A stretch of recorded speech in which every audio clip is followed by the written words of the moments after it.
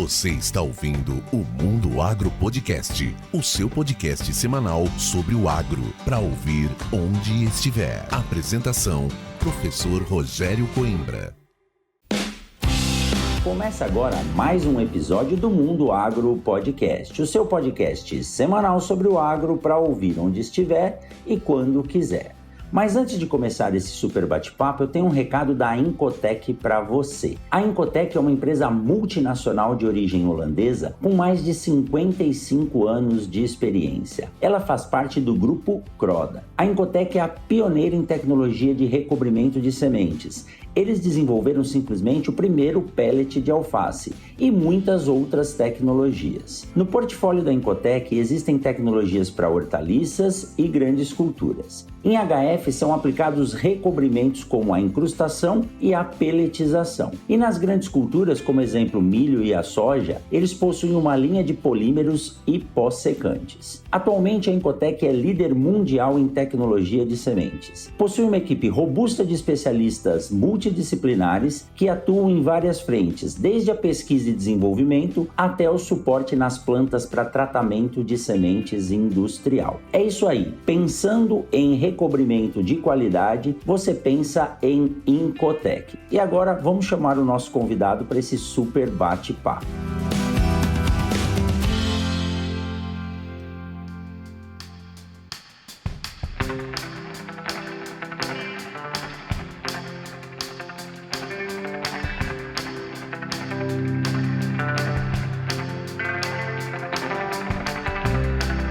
Começa agora mais um episódio do Mundo Agro Podcast, o seu podcast semanal sobre o agro para ouvir onde estiver e quando quiser.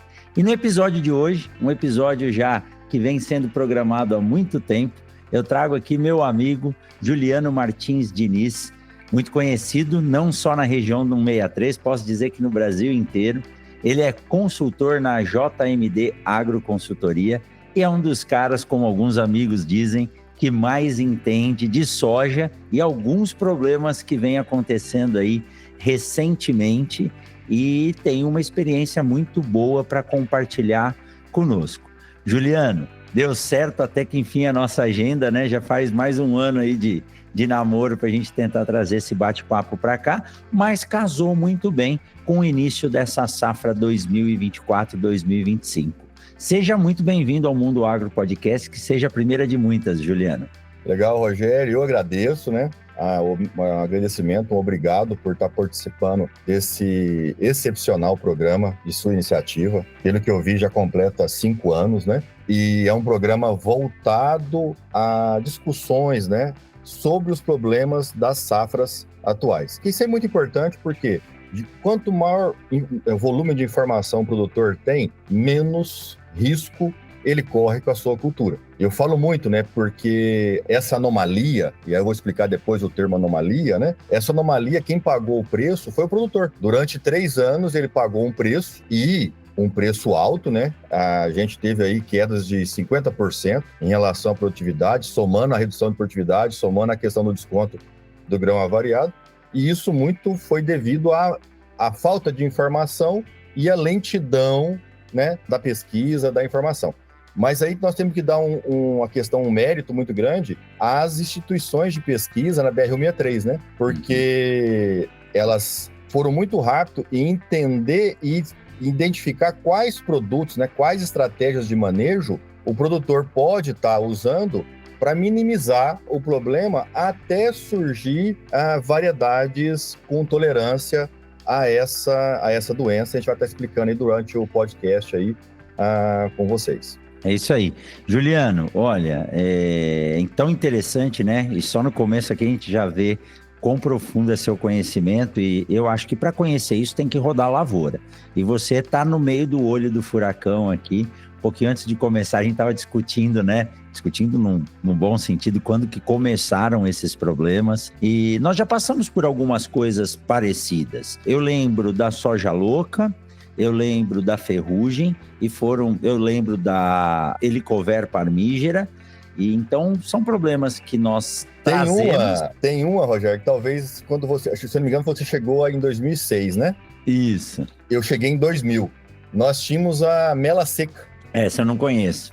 Que não era causado pelo fungo que causa a amela isoctônia, mas sim por macrofomina, então dava aquele sintoma, né, da planta murchando, né, parecido com o sintoma da amela. Mas isso aí faz parte da agricultura da BR-163, né, os históricos aí de 25 anos de convivência aqui na região. E isso gera grandes desafios, lógico, com prejuízos muito grandes. Eu sei aí que gastou-se aproximadamente 530 milhões por safra em prejuízo, né? Se perdeu. Mas a ideia é que você traga para nós, Juliano, essa sua experiência e que a gente possa falar. Eu vou começar falando de anomalia, assim como eu já conversei várias vezes com outros pesquisadores, mas lá no final eu quero que só para quem fique até o final você nos diga se realmente a gente continua chamando isso de anomalia ou se a gente já passa para isso uma doença ou o que for. Mas fazendo um breve histórico, né, como nós estávamos dizendo, você disse que 2018, 2019, 2020, isso já aparecia, não com tanta intensidade, o produtor já estava ficando um tanto quanto ressabiado. E 21, 22 foi aquele boom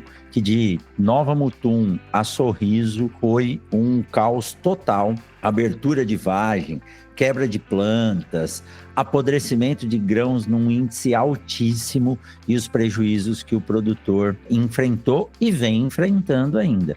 Então, para começar, vamos entender aí, Juliano, do seu ponto de vista como consultor, do cara que está com a botina suja realmente todos os dias aí rodando as lavouras, o que é a anomalia, como começou esse problema e qual que é o patamar hoje desse problema, né? E logo nós vamos passar a entender no decorrer do bate-papo quais são as causas e os manejos para isso. Ok, vamos lá então, professor Rogério. A anomalia, no final eu vou tentar explicar se continuamos ou não a usar o termo anomalia, mas o que ocorre com a planta de soja? A planta de soja ela vem do desenvolvimento dela normal. Quando chega no estágio fenológico R5.5, R6, a gente começa a notar um escurecimento na vagem e quando você abre essa vagem, o grão interno está formando uma massa aquosa, amarronzada, né? E isso aí, conforme o ambiente chuvoso e seco, na alternância do ambiente, favorece demais a evolução do sintoma, esse grão inicia o processo de apodrecimento. E é evidente que todo esse tecido iniciando o processo de apodrecimento, a vagem também apodrece. E aí é interessante, né? Que a dificuldade de identificar o agente causal, né? Hoje, a gente conversar é muito simples e muito fácil explicar. Mas naquela época, há 5 anos atrás, 4 anos atrás, a dificuldade era muito grande, principalmente porque nas amostras apareciam muito fusário e coletório, que são fungos comuns à cultura da soja e comuns à nossa região, né? Bem comuns. E o diaporte não aparecia, muito em função da forma da coleta da amostra, né? A amostra geralmente a gente mandava as amostras já com bastante planta deteriorada, né? Vagem deteriorada, né? E se dificultava o isolamento do diaporte. E quando aparecia FOMOPS ou diaporte, né? Depois eu explico melhor essa questão da nomenclatura. Como é que pode o diaporte causar esse problema? Não tem relato na literatura brasileira, né? O relato que tinha, Dirceu Gassen falava muito bem sobre isso, né? O apodrecimento de grão e de vagem quando atrasa a colheita devido à chuva. Mas jamais o apodrecimento de grão e de vagem com a planta verde. Então isso daí gerou essa problemática e esse termo anomalia, né? E aí, para nos ajudar, no segundo ano, nós fomos com aquela expectativa. É um distúrbio fisiológico, é uma deficiência nutricional, muito se falou a respeito de lignina, e aí nós temos a Embrapa, com o pesquisador, o Dr. Francisco, especialista nessa área, né, de lignina, e uma coisa que ele falou para mim que é bem interessante, que o teor de lignina na planta é inversamente proporcional à produtividade, ou seja, né, tinha realmente algo a ver, mas a lignina é mais genética. A Pintado é uma variedade com alto teor de lignina, né? Igualpa 313, baixo teor de lignina. Pintado muito mais tolerante à chuva e a 313 menos tolerante. Mas é genético. Não tinha muita correlação à parte nutricional. Então isso aí foi uma dificuldade muito grande do entendimento no início da correlação do problema do apodrecimento de grão com algum patógeno, né, atuando ali naquela infecção. E aí nós dedicamos a estudar, conversamos com vários pesquisadores, né? Eu formei em Viçosa e aí lá nós temos grandes fitopatologistas, eu não tenho como não citar o doutor Eduardo Mizoguchi, que tem nos ajudado e muito no entendimento dessa problemática, né? Por quê? Aí vem aquela questão, bom, é o diaporte, mas na análise eu encontro o cercósporo, eu encontro o politótipo, eu encontro o fusário e o diaporte. E hoje, Rogério, fica bem claro para nós o seguinte, o diaporte, e aí as espécies longícula e o quere, são as que estão mais envolvidas, ele causa a senescência, né, a necrose inicial naquele tecido. Ele é o ator principal de causar a oxidação da célula ali, levando a degradação daquele tecido. Aí os fungos oportunistas que estão dentro da planta de soja, que é normal, colonizam muito mais agressivo aquele tecido. E aí, várias espécies de fusário, né? Semitecto é uma espécie muito comum em apodrecimento de grão, e aí vira essa complexidade. Por isso que às vezes ficou essa obscuridade em não entender e não correlacionar direto com o diaporte. E outra questão importante, quando fala diaporte, qual doença que vem na nossa cabeça? Não vem apodrecimento de grão, né? Cancro da haste. Cancro da haste, Só que é interessante o seguinte, né? Dentro das espécies do complexo de aporte que ocorre em soja, Rogério, nós temos mais de 1.000 espécies de diaporte na natureza, no ambiente. Os diaportes são os fungos, né, os micro-organismos mais importantes para a degradação, para a decomposição desses restos culturais, para a mineralização desses restos culturais. Eles têm que estar lá, né? Hoje, ele faz parte da soja. Faz parte do processo. Ele faz parte. Na cultura da soja, nós temos hoje registrado no mundo 10 espécies que estão relacionadas a causar doença em soja. O diaporte que causa o cancro da haste, que foi uma doença que, né, dizimou variedades na década de 90, no Cerrado, é a espécie Aspalate, que não ocorre nas nossas análises, não aparece nas nossas análises. Nós temos aí mandando análise há 5 anos, né? Ou seja, as variedades... E que eu estou frisando isso, porque existe uma grande preocupação do mercado em relação a isso, e uma preocupação correta. As variedades que nós estamos trabalhando hoje são tolerantes, né, ao diaporte Aspalate. Então, não é cancro da haste. O que aconteceu? Espécies, eu diria secundárias.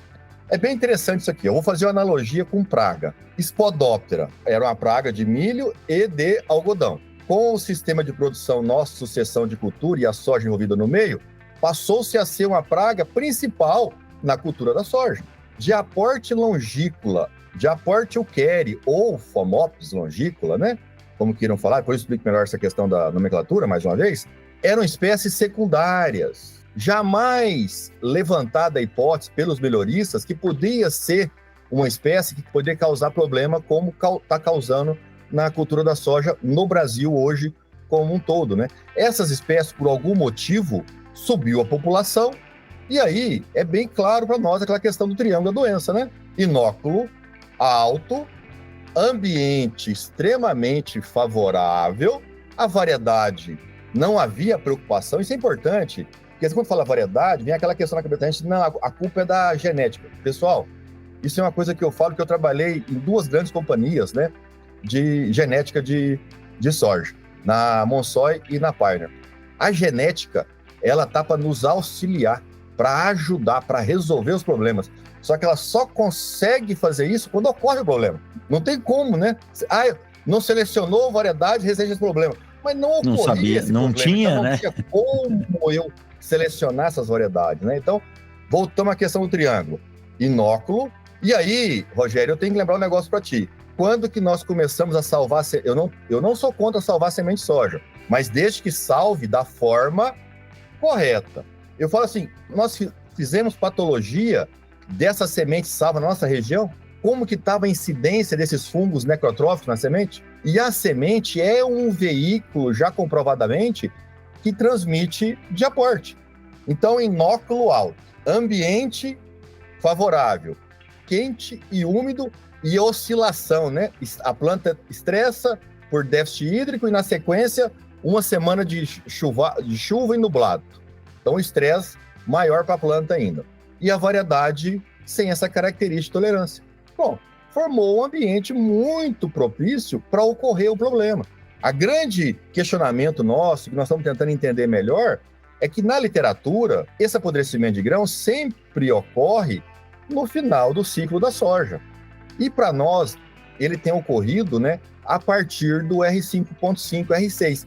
Ou seja, a severidade, a agressividade é muito alta, porque do R6 até a colheita, eu tenho um período, uma janela longa ainda, né?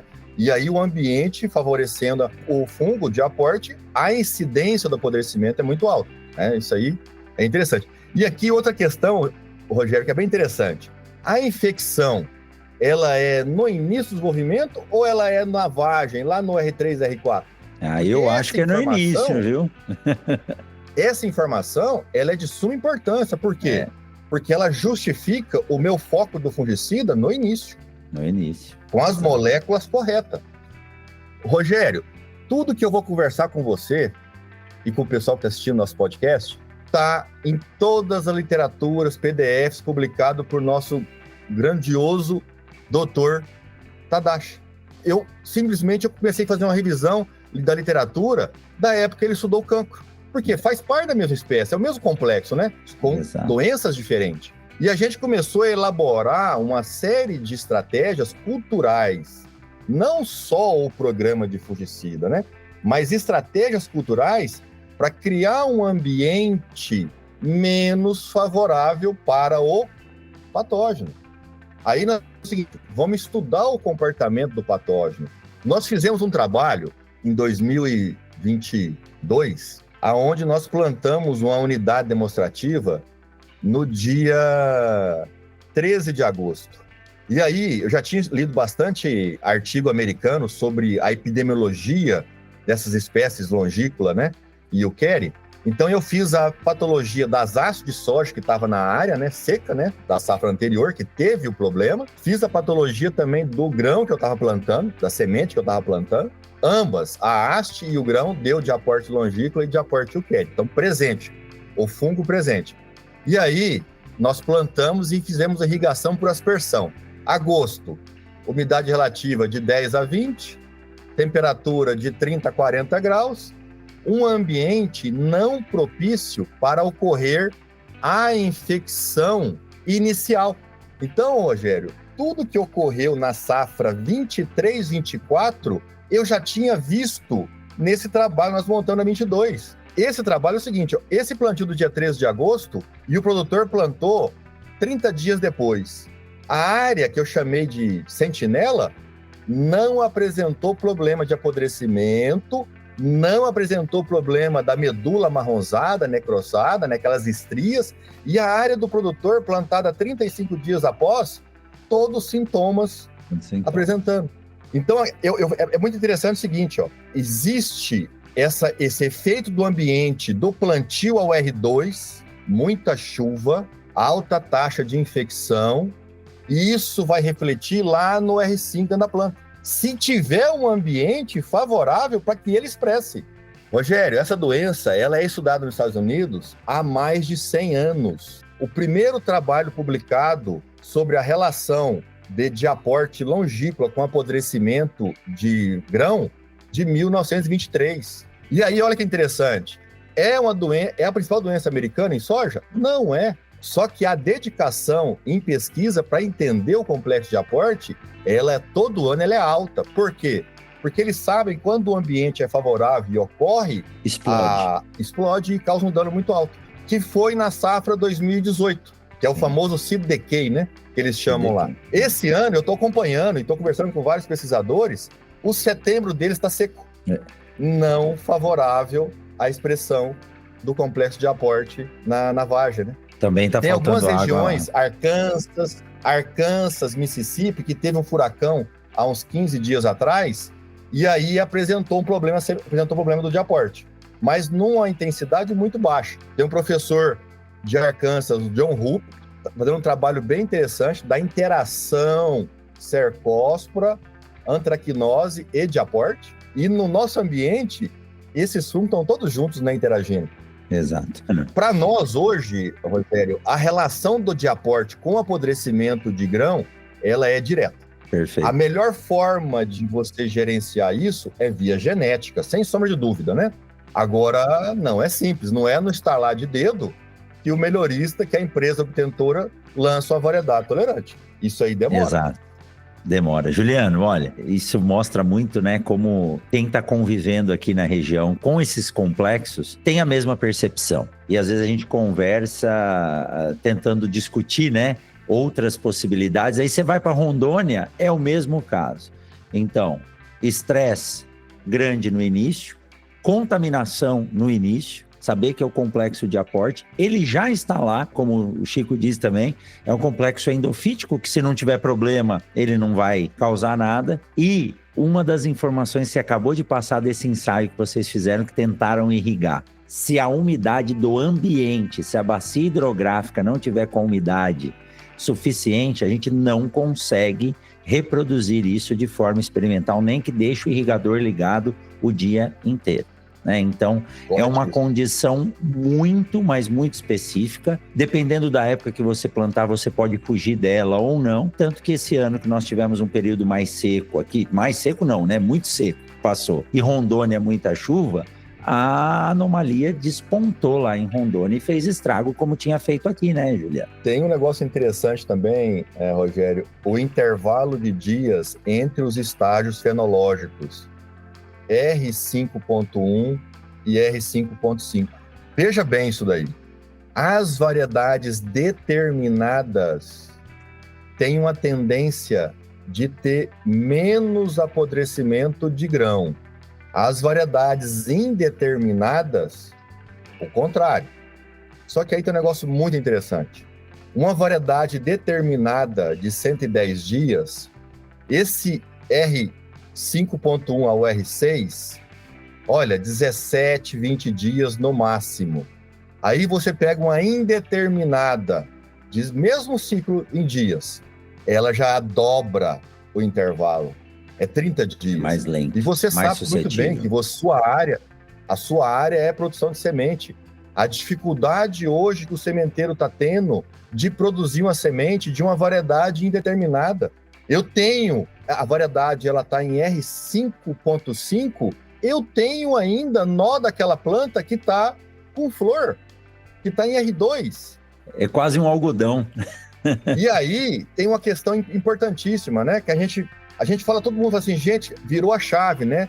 O manejo para indeterminada é diferente. Total. Não só para doença, como também para percevejo. Tem um negócio que eu faço muito seguinte, ó. Um percevejo numa variedade determinada, quando ela está em R4, o dano dele é menor do que numa indeterminada. Porque numa indeterminada, ela tem muito menos vargem em R4 para aquele percevejo picar ela. Então, o manejo de percevejo na lavoura comercial hoje praticamente é igual à lavoura de produção de semente, na variedade determinada. E aí vem outra questão também que eu gosto muito da turma antiga, dos pesquisadores antigos. Infelizmente, os que eu mais gosto faleceram.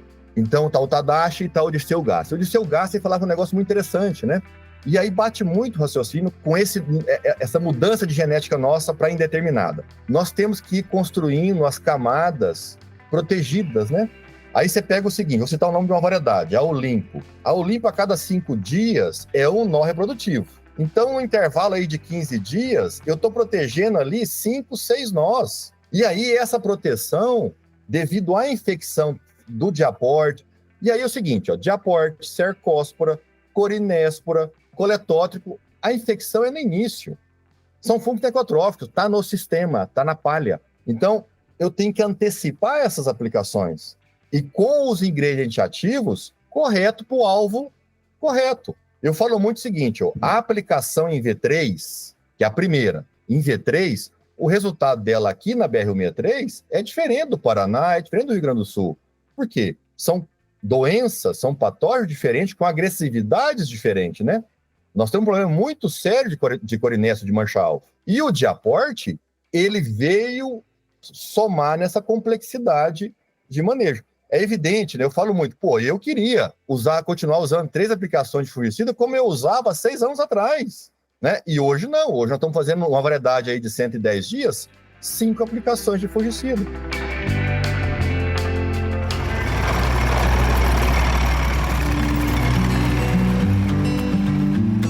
Vamos aproveitar esse intervalo para dar um recado para vocês da Agrosol Sementes. A gente sabe que está chegando agora uma época de muita movimentação no campo com os preparativos para uma nova safra de soja. E nessa hora, poder contar com uma empresa que tem a semente disponível mais próximo da fazenda é uma verdadeira mão na roda. Afinal, o produtor já sabe que se a semente chegar muito tempo antes do plantio, ela pode perder a sua qualidade. E se chegar depois, é a janela ideal de plantio que fica prejudicada. Pensando em eficiência, a Agrosol Sementes tem 2 unidades em regiões estratégicas para distribuição das suas sementes em Mato Grosso. Uma na BR-070, no município de Campo Verde, junto à unidade de produção e beneficiamento de sementes. E outra no moderno centro de armazenamento, tratamento e distribuição na BR-163, entre Sorriso e Lucas do Rio Verde. Juntas, essas 2 unidades possuem capacidade de armazenamento de sementes para o cultivo de 670 mil hectares de soja. É muita semente disponível a pronto uso próximo da sua fazenda. Para a Agrosol, estar mais perto de quem produz é sinônimo de agilidade e segurança na entrega e cuidado com o patrimônio do agricultor. É garantia de sucesso para você, produtor rural. Para mais informações, entre em contato com a Agrosol Sementes pelo telefone 66 2123 5201 ou acesse o site agrosolsementes.com.br.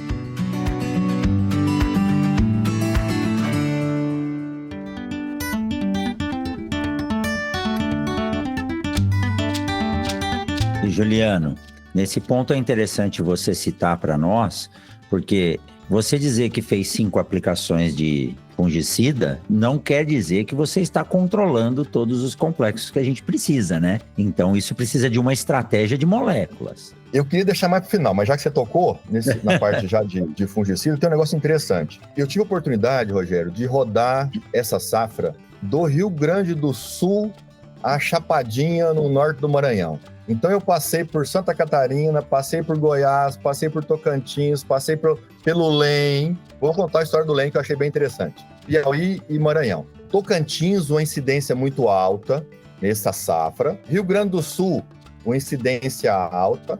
E aí vem o quê? A condição ambiental dessa safra para eles foi qual? Excesso de chuva e a temperatura devido ao El Niño subiu de 2 a 4 graus. O complexo de aporte está no sistema, aguardando o ambiente. O ambiente foi favorável, a variedade não é tolerante, não tem característica genética de ser tolerante, vai expressar o problema. Não está protegida previamente, tende a expressar o problema. Isso aí, para mim, tá bem claro, e essa experiência que eu tive rodando esses estados, para mim ficou muito claro isso, o efeito ambiental. Agora vem aquela questão, né, Rogério? A gente consegue prever o que vai acontecer daqui a 30 dias?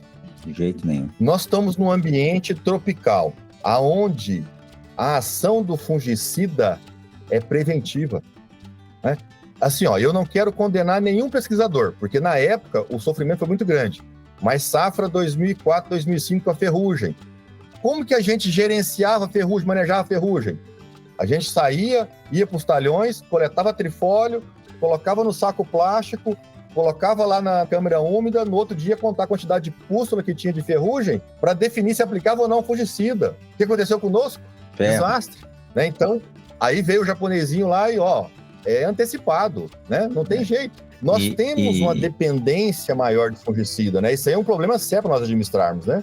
Exato. E, Juliano, aí, antes de você falar, né, vamos deixar mais para o final a parte aí das moléculas, mas essa condição que nós passamos nessa safra 23-24 com El Niño, isso degradou muitas lavouras. E o produtor já ressabiado ou esperando uma perda já visível, ele tirou o pé das aplicações. Ele falou, por que eu vou gastar mais uma de fungicida se essa lavoura já está praticamente condenada? E isso foi um agravante até para outras doenças, né? Você que rodou o Brasil de ponta a ponta viu isso. Vi isso aí, a gente percebeu o seguinte, né? A série de perguntas que eu faço durante as minhas visitas, né? E a primeira, a correlação é sempre direta, né? Atrasou a primeira aplicação, a incidência de problema maior. Mas, cara, eu nem sabia que ia colher soja, como é que eu ia aplicar fungicida? Né? Verdade. Eu esperei, eu segurei, né? Então isso aí tem uma complexidade muito grande. Se a gente pegar o seguinte, o epicentro do problema, né, que foi Sorriso, Ipiranga do Norte, Itanhangá, nessa safra teve uma incidência menor. Mas por quê, Rogério? O produtor, por mais que ele estava com receio de aplicar, devido a não saber se ia colher soja, ele sabia no subconsciente dele, se ele não aplicasse e a condição ambiental lá na frente fosse favorável, ia dar o problema. Então ele aplicou aos 20 dias, aos 25 dias após o plantio. O produtor, eu falo porque eu fui visitar esse pessoal, o produtor de Juara, de Matupá, de Gaúcha do Norte, lá do Vale do Araguaia, ele não tinha tido problema ainda da anomalia, do apodrecimento, do quebramento. Como ele não tinha vivido, ele não estava tão preocupado. E aí ele atrasou essa primeira aplicação, ele começou a fazer ela aos 40 dias. E nós aqui já estava com a segunda feita. E outra questão, né? A gente sempre teve aquela concepção, aquele conceito, que a primeira aplicação e a última é a mais barata, eu posso economizar. E, na verdade, hoje, a gente está usando as moléculas mais caras nessas aplicações. E de forma assertiva, né? Porque é onde eu tenho que acertar o meu controle, o meu manejo, né? Exato. Juliano, em termos assim de impacto, né, de perda, quais são os problemas mais graves? Embora a gente não queria que isso tivesse espalhado pelo Brasil hoje, mas todo mundo tem que tomar cuidado, que você viu nesses anos. Bom, você falou comigo antes de começar lá no início, né, que o principal desconto era na hora de entregar. Ardido, avariado, desconto lá em cima e o produtor perdia fortemente em relação a isso. O que você mais observou nesses pontos? O professor Rogério, tem um negócio que é um desafio muito grande, que é a perda da viabilidade de armazenar grão na fazenda. Então, eu fiz um investimento num silo. Lógico que eu quero que aquele grão fique armazenado por mais tempo para mim conseguir um mercado onde o soja tem uma condição de preço melhor. Hoje, eu falo muito o seguinte, colher o grão acima de 8%, evita. Por quê? O que acontece? E aí nós temos um trabalho, tá tudo escrito na literatura americana, né? Eu li e falei, não, deixa eu fazer um trabalho para ver se realmente faz sentido. Eu vou explicar, depois eu correlaciono a questão do que eu falei do armazém. Na safra 22, meus pais plantam em Rio Verde. Eu fui visitar eles lá e rodei algumas estações de pesquisa. E eu fui na estação de pesquisa da Caraíba, Genética Caraíba. E lá eu olhei as parcelas das variedades que nós estávamos plantando aqui, né? As minhas que eu planto aqui na região. E eu não via nenhum sintoma. E aquilo ali me deixava desculpa a palavra, mais maluco, né? Como que lá tá com sintoma, você corta as estrias, vê a medula marronzada, enxerga os pontinhos pretos na vagem, que são os piquinídeos, né? E aqui não enxerga nada. Aí eu peguei e falei, não, vou mandar essas plantas pro mesmo laboratório que eu tô mandando, de um projeto junto com a GDM, né? Pro agronômico lá em Porto Alegre. Mandei a planta e depois o pesquisador mandou para mim o grão da parcela, sem nenhum sintoma. E aí nós fizemos a patologia. O grão assintomático com de aporte Uquere e longícula presente. No ensaio que eu fiz, plantado dia 13 de agosto, eu colhi também a parcela. Mandei fazer patologia do grão, também presente, mas assintomático. Então acontece, eu tenho uma massa de grão que está com problema, visível. Mas eu tenho um percentual de grão ali que tem ele presente, mas assintomático. E aí, professor Rogério, tem um negócio bem interessante. E aí eu estou falando com o mestre no assunto. Um armazém para semente, temperatura, umidade equilibrado para não ocorrer expressão de fungo e nem da semente iniciar processo de germinação. Então, baixo, né? Um armazém de grão não tem as mesmas características de temperatura. Por mais que tenha um sistema de telemetria ali de aeração, não vai conseguir manter o uniforme. Começa a formar os bolsões. E ali, aquele grão assintomático inicia o processo de degradação interno. O fungo começa a desenvolver internamente. Para mim, isso é bem claro, entendeu? Ô, então, Juliano, e assim, lá em Rio Verde é mais alto do que aqui, né? Sim. Tô sempre lá também. Sim. Então, isso, o patógeno está lá, mas não se expressa. Conversando com a professora Solenir num bate-papo, há alguns episódios atrás, e ouvindo os produtores também, eu nunca tinha ouvido que os armazéns estavam registrando redução de peso de soja dentro do armazém. Para isso é impossível. E não é. Você acaba de nos relatar isso, porque o patógeno está lá. E quando ele começa a ser ativado, ele consome as reservas. Rogério, né? O nome da doença nos Estados Unidos é seed decay, né? Seed decay, é isso aí. O diaporte longícola e o Kerry é a principal doença que reduz qualidade de semente de soja. Exato, deprime a qualidade, é isso aí. Entendeu? Então, assim, hoje eu tenho a perda. E tem outra questão que eu falo também. A mancha-alvo, ela ocorre, o problema fica no talhão. Rogério, esse grão, a doença segue para alguém, está seguindo. Então, e a melhor... ele interfere em toda a cadeia. Toda a cadeia. Do negócio de soja. Tem que tomar um cuidado muito grande. E se a gente falar num bom plantio, né? Usar plantabilidade, né? Espaçamento direitinho, com uma planta contaminada, você está levando para a área, né? Essa doença, ela foi interessante no seguinte propósito. Ela faz o agrônomo exercer a agronomia. Separa os homens dos meninos. Eu converso muito com o Navarini, gosto demais do Navarini, né? Biologista lá do Sul. E ele fala assim, Juliano, eu não te entendo. Eu falo sobre doença de soja em 1 hora. Você fala sobre diaporte em 4 horas, cara. Falei, cara, é o seguinte, ó. O diaporte, eu trabalho na fitotecnia, no arranjo de população, no arranjo de espaçamento. Rogério, tem um negócio interessantíssimo. Até eu compartilhei o vídeo, acho que você vai conseguir colocar depois. População, espaçamento. Tem um negócio interessantíssimo. Dos nutrientes que eu fui atrás de pesquisar, é comum na literatura brasileira, e aí está o Dr. Mascarenhas, do IAC, fala muito sobre isso, potássio. Então, na literatura brasileira falando sobre potássio, na literatura americana falando sobre potássio, não é que o potássio corrige, resolve o problema. Na deficiência de potássio, a planta fica mais predisposta à expressão do diaporte em causar a doença. E na qualidade da semente também. Né? E aí, Rogério, tem um negócio para nós, que eu estou conversando bastante com o César de Castro, ele vai atualizar isso para nós. Como que está a extração, a demanda de potássio dessas variedades que estão produzindo 100 sacos por hectare? Não são as mesmas, né? Não são as mesmas que era há 10, 20 anos atrás. E é os dados que a gente tinha. Né? Da demanda mudou, de potássio, né? No sistema. O ciclo mudou. Então, essa questão... Está muito mais assim, acelerado. É todo um manejo cultural, e o mais interessante é que está escrito na literatura do Tadashi. Sobre câncer da haste. Há 30 anos atrás está escrito, ó, população adequada para a região, reduza, espaçamento mais arejado, a nutrição de potássio. Então, a gente hoje implementou isso daí, né? E está vendo que está tendo bons resultados. O que acontece muito, Rogério, que a gente tem que entender o seguinte: nos 2 últimos anos, na nossa região, a severidade, a incidência foi menor. Então, eu não tenho também assim, ó, tipo assim, o que eu estou fazendo realmente está aguentando a situação que foi, né, a 21, 22, que para mim foi o auge do problema.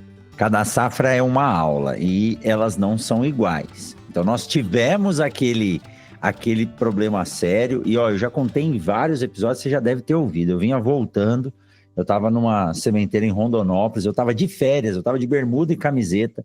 Na hora que eu subi a serra ali do Posto Gil, começou a cair um monte de mensagem no meu WhatsApp com as mesmas fotos. Eu falei, ué, o que está acontecendo? Todo mundo com a mesma foto? Eu parei numa fazenda ali de um amigo entrando em Lucas do Rio Verde, saí do carro, abaixei e olhei as vagens do bacheiro todas abertas já com as sementes germinando. E eu postei aquele vídeo, por incrível que pareça, falei sobre isso, né, sobre um manejo nutricional, principalmente de potássio com plantas de ciclos mais curtos. Estava 9 dias de tempo fechado. E aí eu sei que aquele vídeo rodou o Brasil inteiro e até hoje perguntam sobre ele. Nós não tivemos uma repetibilidade daquela condição nessas últimas safras, né? Tem outra questão nós não tivemos. Professor Rogério, com relação ao apodrecimento, nós estamos plantando as variedades, nós temos um certo histórico delas, nós temos uma informação. Mas as variedades nós estamos plantando, que nós vamos plantar nessa próxima safra, nós não sabemos do comportamento delas para quebramento. Não. Que isso aí é outro podcast, né? Não vamos misturar, não vamos... Isso aí, a história ela é mais complexa ainda do entendimento. Mas também, na minha opinião, e de outros pesquisadores renomados no assunto, está interligado com o complexo de aporte.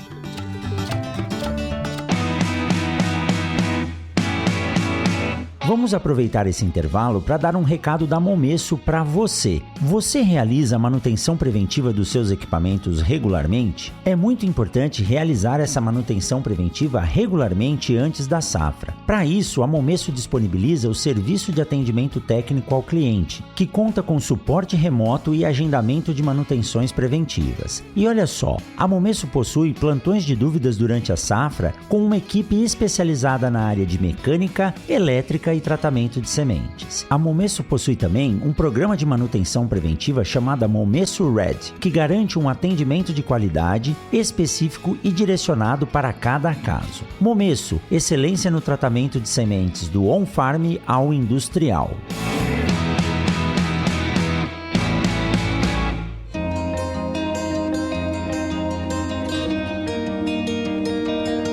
Na questão, então, já seguindo aí os finalmente, né, com relação às estratégias de manejo. Um negócio interessante que aí é bem pontual e vai servir para o pessoal agora que plantou nos pivôs. É um negócio bem interessante.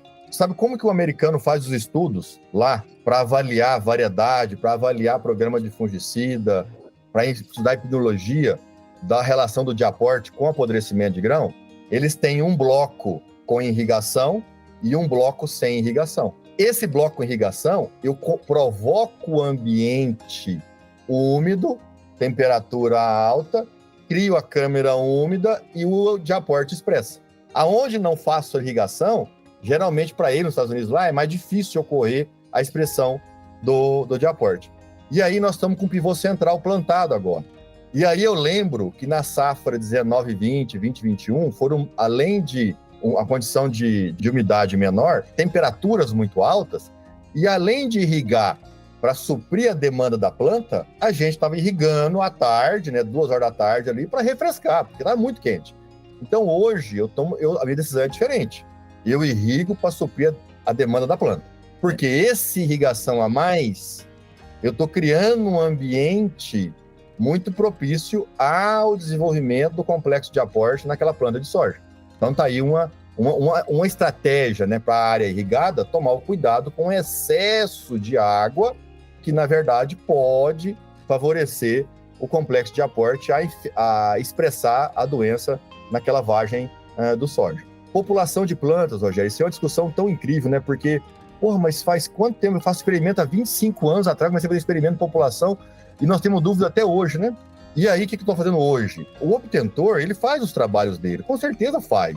Estatisticamente, ele não vê diferença ali entre 200, 250, 300. Agora, eu, como consultor, o produtor, ele tem que começar a avaliar isso, né?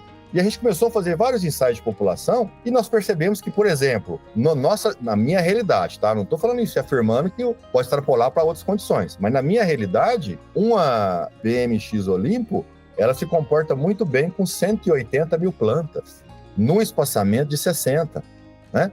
E aí, o espaçamento de 60 tem todos os pontos positivos. Tem alguns negativos, mas é fácil de contornar. Mas os positivos, primeiro, penetração do fungicida, lá embaixo.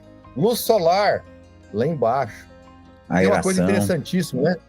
Aonde está aquela vagem que vai receber mais nutriente da folha? Mais fotossimilado do trifólio? São as primeiras. São os primeiros 5 nós ali, 7 nós ali, que eu não posso perder eles. Eu tenho que segurar a vagem.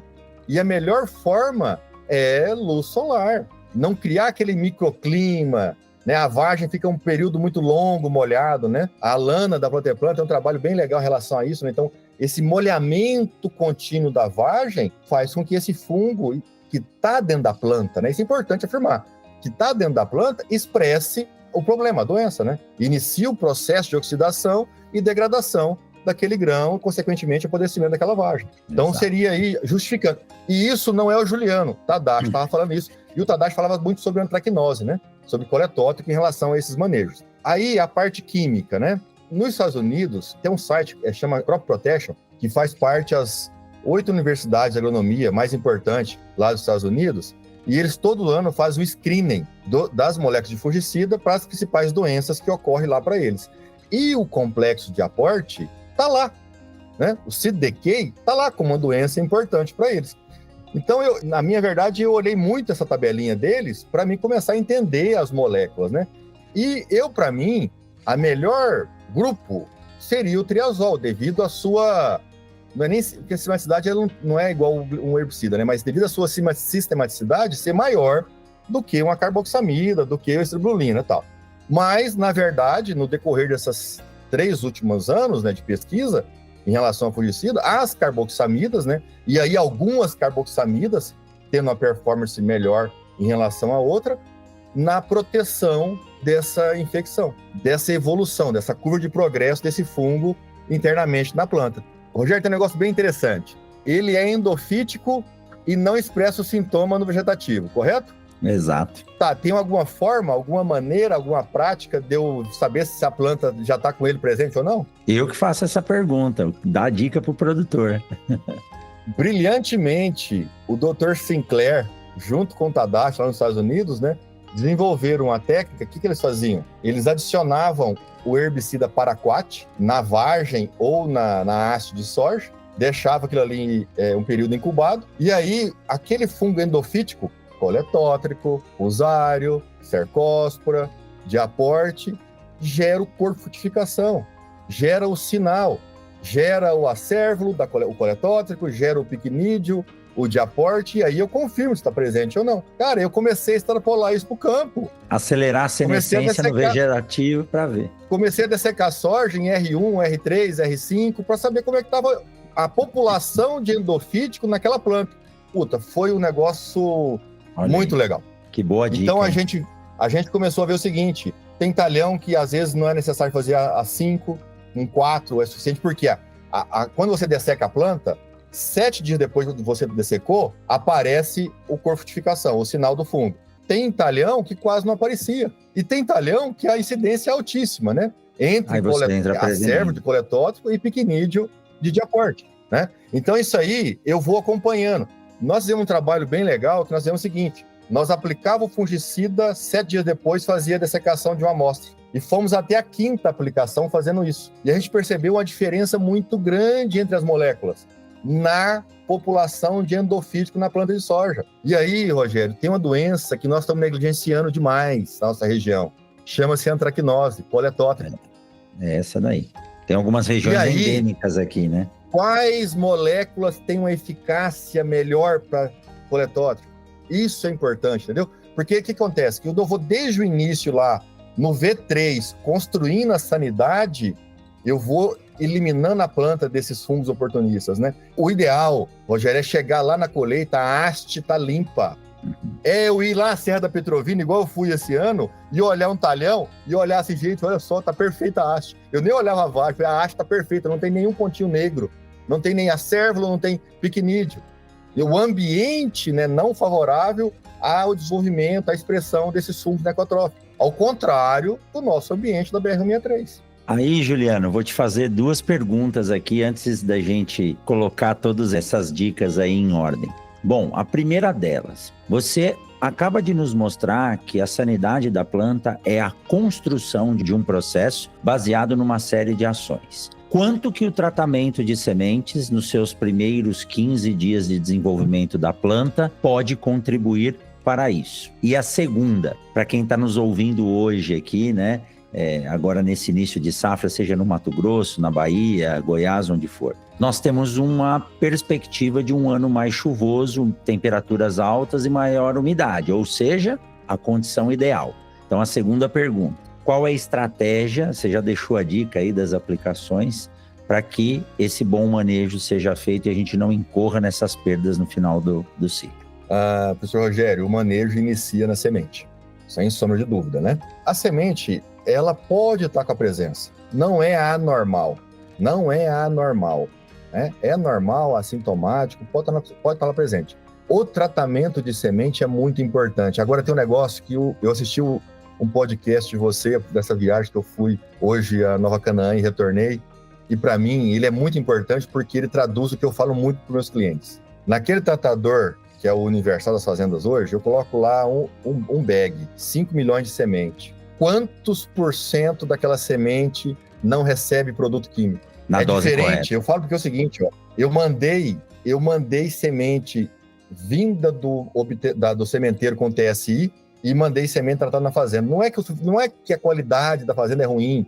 Pessoal, a máquina é completamente diferente, né? Exato. O sistema de tratamento é completamente diferente. A uniformidade de ingrediente ativo por semente é completamente diferente. E aí tem uma questão importante, eu preciso da dose do ingrediente ativo letal para o patógeno. E aí aquele tratamento lá com 5 milhões de semente não fica uniforme. Aí eu tô com lá, sei lá, 20%, 30%, 10% que seja, né? Vai estar levando para o talhão o problema. E aí nós temos um negócio muito interessante, o seguinte, entre os isolados de aporte tem agressividade diferente. Então eu posso trazer para a fazenda um isolado mais agressivo, e por erro meu, né? Porta de entrada. Então, assim, ó, eu falo assim, ó, não é só a questão do ingrediente ativo que tem ação fungistática pro patógeno específico, mas a qualidade do tratamento, como que está ficando na fazenda, né? É isso aí. O TSI, ele tem uma uniformidade, não é de cobertura, é de ingrediente ativo por semente muito superior, né? Uma qualidade muito superior ao que é feito nesse sistema aí na fazenda, né? Um on-farm, né? Então, começa-se pela semente. Ingredientes ativos, nós temos aí histórico, né? Tiabendazole de aporte, FOMOPS e também a fusário, que é um problema sério na nossa região também, né?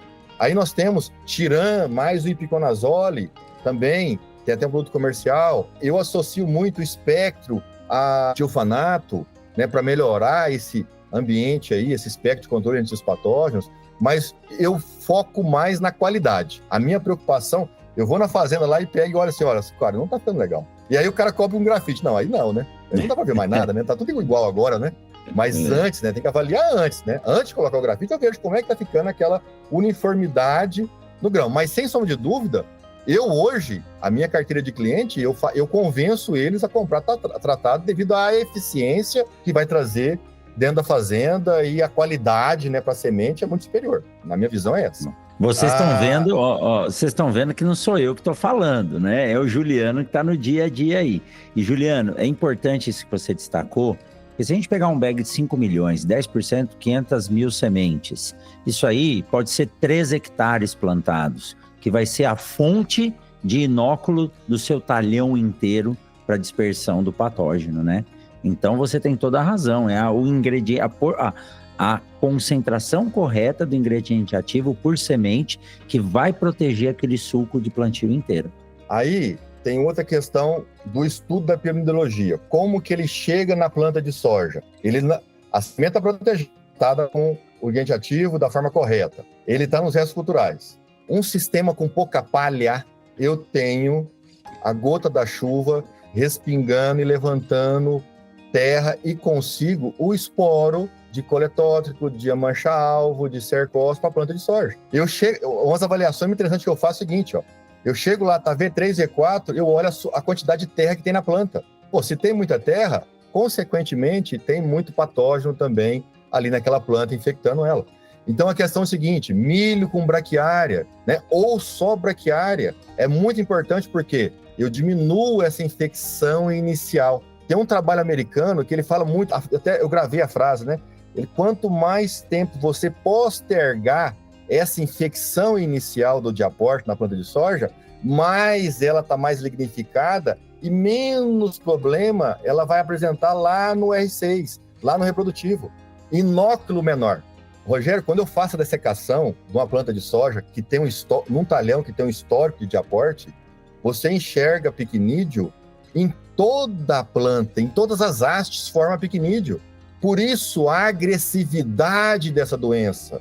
Por isso, quando você vai na segunda-feira, você encontra ali 10% de vagem, e daqui 7 dias você encontra 30%. Ela está presente na planta, né? Então, isso aí é grave. Aí, a outra estratégia. Então, TS, cobertura de planta, população, espaçamento, as aplicações de fungicida. Então, já na primeira aplicação, já entrar com carboxamida, né? É muito importante. Então, a carboxamida associada a um triazol é muito importante nessa primeira aplicação. E aí, o intervalo não dá mais para ser 20 dias.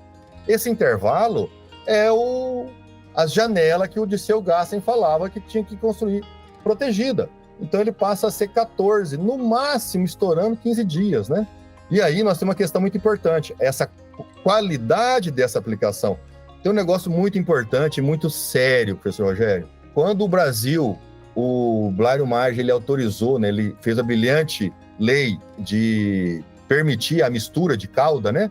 A mistura de princípios ativos na calda, isso foi de fundamental importância para nós. Mas nós temos que entender quais misturas pode ser feita, porque ali é reação química, né? Se aquela mistura ela pode interferir na qualidade do fungicida ou não. Eu falo muito para o meu cliente, para a nossa prioridade é a doença, é o fungicida. Então vamos tomar cuidado que nós estamos associando essa calda, porque nós podemos prejudicar, e está provado que tem algumas misturas, prejudica aquela formulação, a eficácia do fungicida, né? pH baixo, pH fungicida 5 a 6, então tem que tomar muito cuidado com a calda. Não é só o princípio ativo ideal, né? A qualidade da aplicação, a ponta, tudo, e a questão da calda também é muito importante. Isso aí é fundamental. Tem um trabalho que o Madaloso estava comentando, que é uma conversa que eu tive com ele, para trigo agora lá para eles, alguns foliares praticamente inativou o fungicida para controlar o oídio no trigo. Nós tínhamos que ter um trabalho de pesquisa dessas misturas, né? Do comportamento dos fungicidas para as possíveis misturas que são feitas, né? Aí, ou as empresas de pesquisa, ou a Embrapa, ou o nosso consultor tem que fazer isso, né? Só que aí a gente paga, porque assim, eu falo agricultura, a pesquisa é 12 meses, né? Ela é cara, né? Você tem que fazer para esperar, e aí, para da próxima safra poder usar, né? É complexo. Então, o intervalo, 14 dias... Sim. Só antes de você falar desse intervalo, às vezes é deixado um pouco de lado que toda molécula que a planta recebe, seja um fungicida, lógico, um inseticida, ela precisa passar pelo processo de metabolização. Então, quando a gente fala que 4, 5 aplicações são necessárias, o produtor tem que entender e fazer a alternância dessas moléculas ou a sequência, buscando a recomendação do agrônomo, para que o próprio produto não deprima mais a planta, que muitas vezes já está bem judiada, né? Eu já ia falar sobre isso, né? Li somente, hein? Nós temos 2 produtos, né? E assim, ó, isso é interessante, é o seguinte, gente, não é no Brasil. Aonde se cultiva soja no mundo, proteaconazol, tebuco, pode apresentar fitotoxidez na planta de soja. E às vezes, professor Rogério, tem que tomar muito cuidado, às vezes é o seguinte, né? O que estava naquela calda que eu adicionei o próteo? Como que estava aquela planta recebendo esse fungicida? Ela estava sob estresse? Aí tem a outra questão que é importante, que esse ano eu comecei a observar bem. A agronomia é muito gostosa e muito interessante, né? Pô, eu vou fazer 5 aplicações de fungicida para um talhão que está com a soja com raiz compactada, que não desenvolveu o sistema radicular? Pô, vai dar fito, 2 de prótimo, 1 de tebuco, vai dar fito, né? Então, isso aí tem que estar bem arranjado, a harmonia ali no sistema tem que estar correta, né? A gente é o seguinte, né? O capricho que o Dirceu Gassen falava sempre nas palestras dele, né? Então, a proteaconazol e tebuco tem essa característica. Quando a gente aplica próteo, cara, tem uma relação aí direta, né? Usar sempre mancozeb.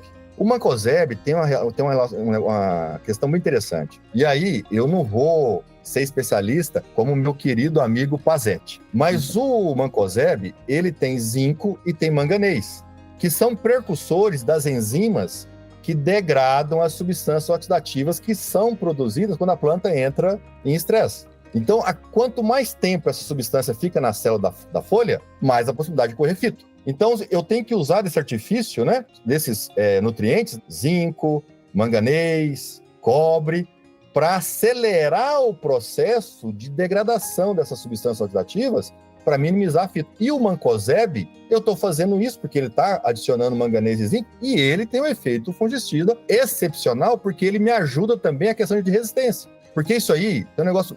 A dependência do nosso fungicida é muito, muito alta, né? Ambiente tropical nosso. Então, nós temos que também ter estratégia para minimizar o surgimento de resistência. Nós sabemos já, nós temos problema aqui de mancha-alvo em alguns produtos, né? Então, o diapor, da mesma forma. Então, quanto mais eu associar os multissítios, e aí, próteo, tebuco, a regrinha para mim ela é direta, né? Usar o mancozeb, e aí um cipro, um difeno, eu associo o clorothalonil. Mas a fito, Rogério, está muito relacionada ao ambiente que essa planta está. Essa safra, por incrível que pareça, não tive tanto problema de fito. É evidente que eu tive problema de estresse que eu nem apliquei fungicida. essa é uma decisão do consultor e do produtor, né? Tem que tomar junto, né? A gente, isso aqui, para lá, vamos parar, porque agora aqui, se não chover, a coisa é outro cenário, né? Então, essa questão é muito intrínseca ao consultor e ao produtor. Perfeito. Antes de finalizar, eu acho que nós vamos ter que marcar logo mais um na sequência. Você falou que rodou o Brasil inteiro e eu acabei de chegar da Bahia, então eu queria que você contasse um pouquinho do que você viu. Você deu uma dica e falou, na Bahia eu já vou falar que é um pouco diferente, né? Então conta pra gente aí a sua percepção dos problemas que, ou não, né, que você tem visto na Bahia. Rogério, eu nunca tinha ido, né? Até absurdo, mas eu fui esse ano.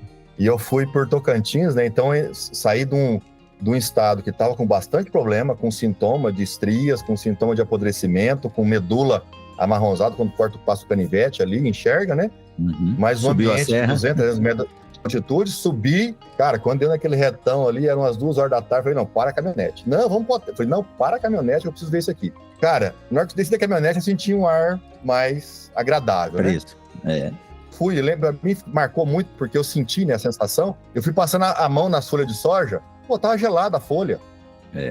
A folha tava gelada. Tem um negócio interessante, aonde eu fui, eu peguei e fiz a análise do clima da região, eu peguei a amplitude térmica. Aonde a amplitude térmica é menor, a incidência do problema é maior. Aonde a amplitude térmica é maior, a incidência de apodrecimento é menor. Rogério, noite e dia, planta de soja não gasta energia, não faz fotorrespiração, não queima, né? Não tem gasto calórico. Menos estresse ela passa. Tem uma relação, tem alguns trabalhos americanos bem interessantes, porque assim, ele é endofítico. Se lá na Petrovina ele está comportando como endofítico, se lá em Rio Verde está comportando como endofítico, por que aqui, se é a mesma espécie, ele está comportando como patógeno? Tem um efeito ambiental que tem que entender melhor isso daí, né?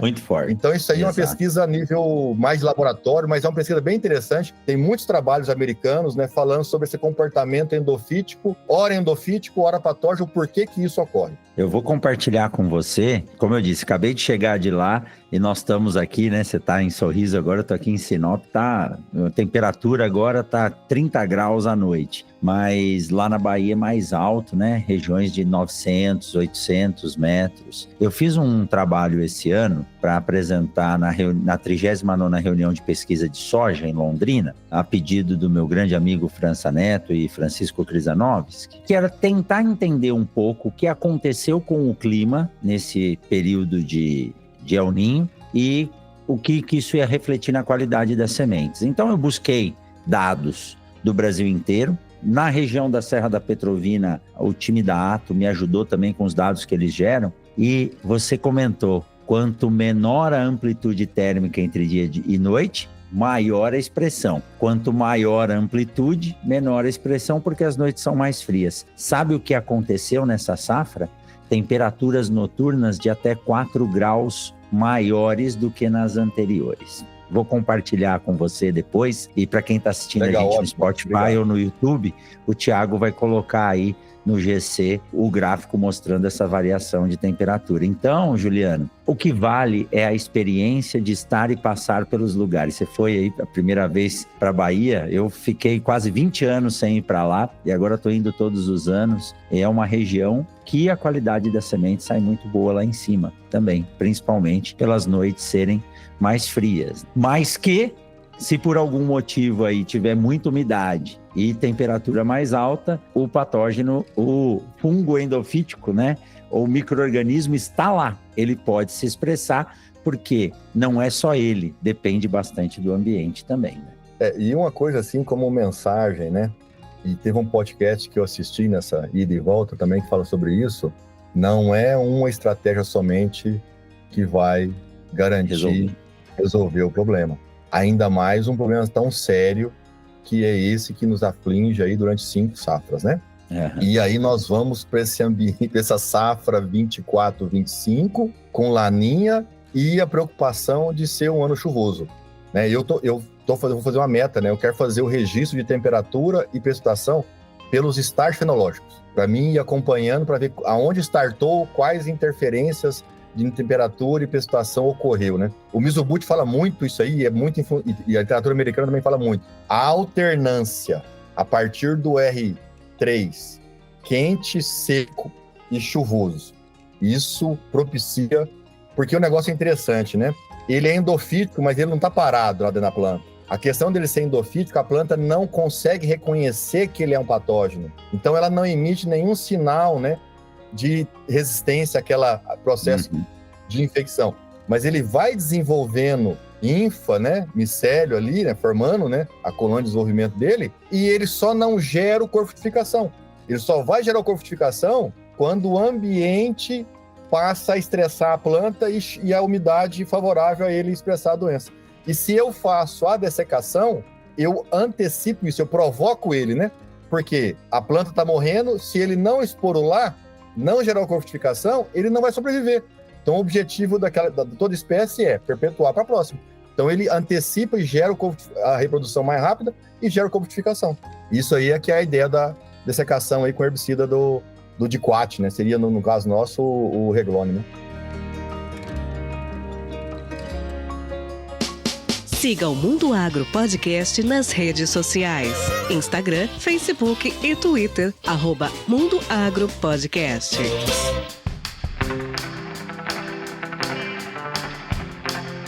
Juliano, bom, vou aqui fazer uma homenagem ao meu amigo Neto do Papo Agro.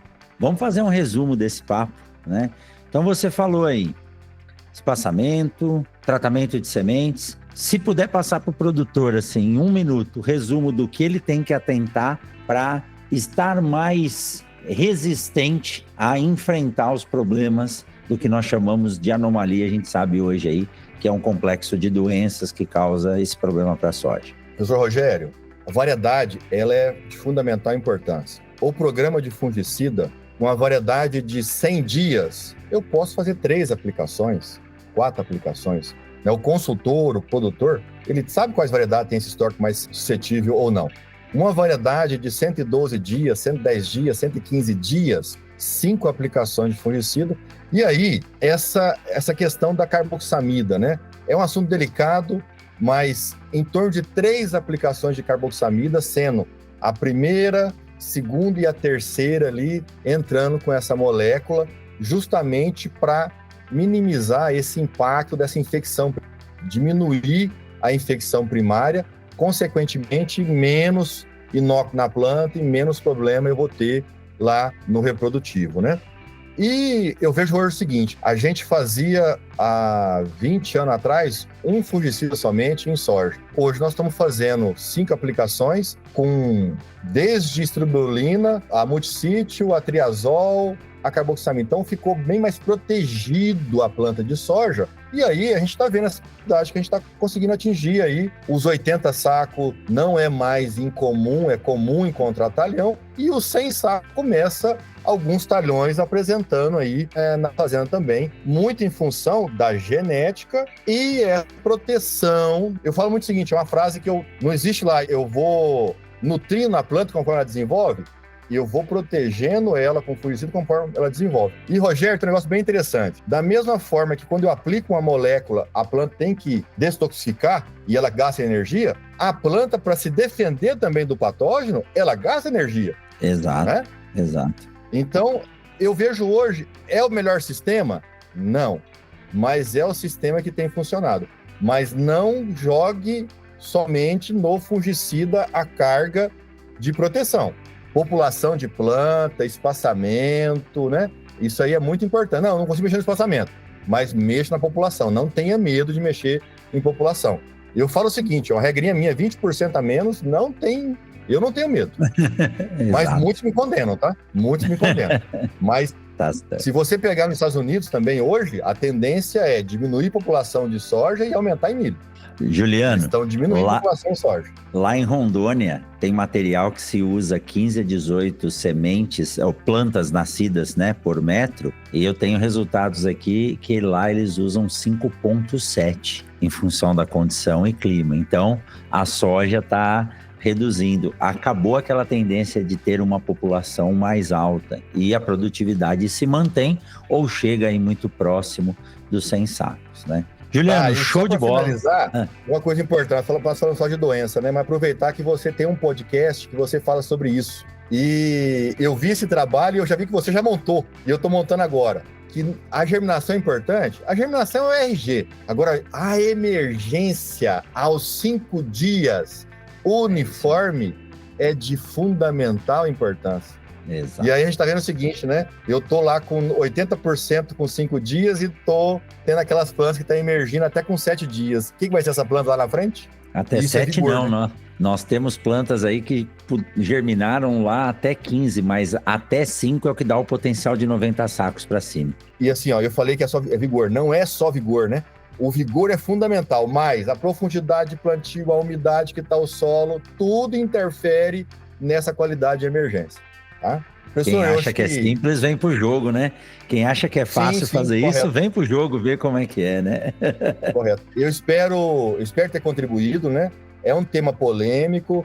Eu espero que a gente não tenha uma safra igual à da safra passada, tenha uma safra com a chuva normalizada, mas também não seja uma safra com problemas de anomalia, porque é frustrante, não só para o produtor, mas para o consultor, chegar lá no R5.5, R6 e começar a ver vagem apodrecendo. É uma coisa frustrante. É muito decepcionante, né? Fazer tudo perfeito e no final ali você está perdendo no principal produto da planta, que é a vagem, que é o grão, né? Exatamente. Juliano, olha, com certeza você vai voltar para falar mais sobre isso. Na minha lista de perguntas faltou um monte de coisa aqui. Eu já conheço seu trabalho, já conheço a apresentação, como eu lhe disse, naquela palestra que nós participamos juntos o ano passado num evento da ProSoja.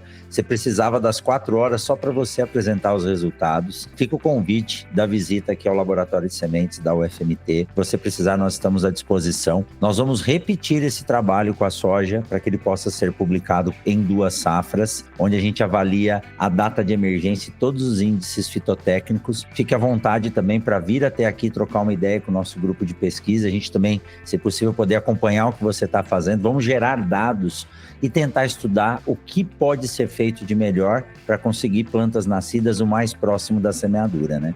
E, de repente, eu consigo um podcast com a doutora Feb na Metal contigo. Aí vai ser um negócio bem legal. Vamos lá. Tá feita, tá lançado o desafio, a gente está à disposição aqui. Juliano, muito obrigado. Tá ótimo, Antes agradeço. de finalizar, eu quero pedir para quem está assistindo ou ouvindo a gente, o Thiago está colocando aqui embaixo o Instagram da JMD Consultoria, tá? Então é JMD Agro Consultoria no Instagram.